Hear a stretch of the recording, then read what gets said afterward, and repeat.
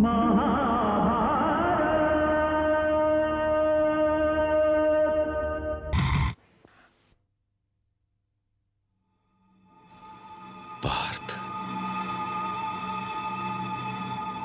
क्या हुआ केशव?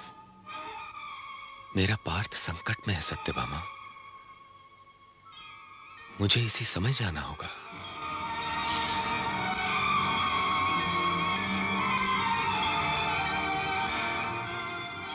इसका अर्थ यह हुआ कि यदि मैं यहां स्वयं ना आ गया होता तो आपने मुझे इस महा अनर्थ की सूचना ही न दी होती बड़े भैया। क्या करते केशव, सब कुछ इतना अकस्मात हो गया कि कुछ सोचने समझने का अवसर ही न मिला।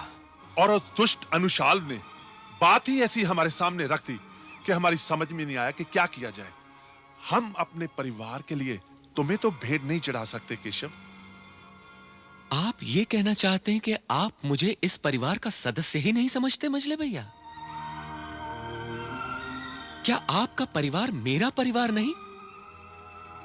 क्या आपके परिवार का मान अपमान मेरा मान अपमान नहीं मजले भैया? क्या इस परिवार के प्रति मेरा कोई उत्तरदायित्व नहीं? मुझे बहुत दुख हुआ आप लोगों की यह बात सुनकर मछली भैया। ऐसा नहीं है केशव। तो फिर कैसा है भ्राता नकुल? हमने सोचा कि प्रतीक्षा कर ले कि भ्राता अर्जुन अपने अभियान में सफल होते हैं या नहीं। और आप ये नहीं सोच सके कि इस घटना का सीधा संबंध मुझसे है?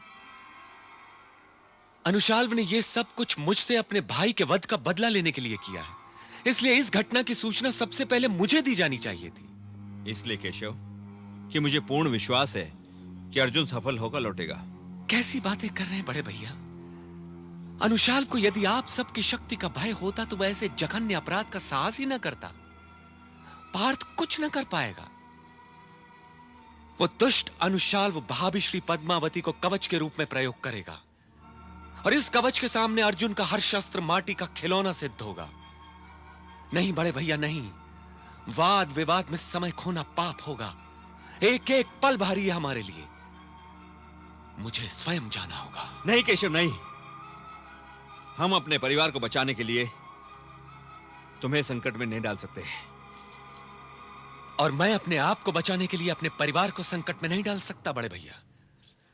यह एक नारी के सम्मान का प्रश्न है, और यदि मेरे होते हुए किसी नारी के सम्मान पर आंच आई तो इस संसार में मेरी उपस्थिति निरर्थक हो जाएगी। और फिर नारी भी कौन? कर्ण वधु पद्मावती, ऐसे वीर पुरुष की वधु जो सबसे ज्येष्ठ कौन्तेय था। वो महादानी कर्ण, जिसकी वीरता सारे संसार में सदैव उदाहरण के समान याद की जाएगी। ऐसी नारी के प्रति तो हमारा उत्तरदायित्व कुछ और भी अधिक बढ़ जाता है। उन्हें बचाने के लिए तो मैं किसी भी सीमा को पार कर सकता हूं बड़े भैया, कोई भी कष्ट झेल सकता हूं। आत्मसमर्पण तो बहुत साधारण सी बात है। बलिदान करते समय यह नहीं देखना चाहिए कि बलिदान कितना बड़ा है, केवल यह देखना चाहिए कि वो किस सिद्धांत पर आधारित है। मैं अनुशाल्व नगरी अवश्य जाऊंगा। तो फिर मैं भी आपके साथ चलूंगा। नहीं मछले भैया, अनुशाल्व का प्रतिशोध केवल मुझसे है। वो केवल मुझसे लड़ना चाहता है। इस लड़ाई के बीच में न तो किसी को आने का अधिकार है और न ही औचित्य। कोई मेरे साथ नहीं जाएगा, मैं अकेला ही जाऊंगा। मैं उस दुष्ट को नारी अपमान के भयानक अपराध का भयानक दंड दूंगा।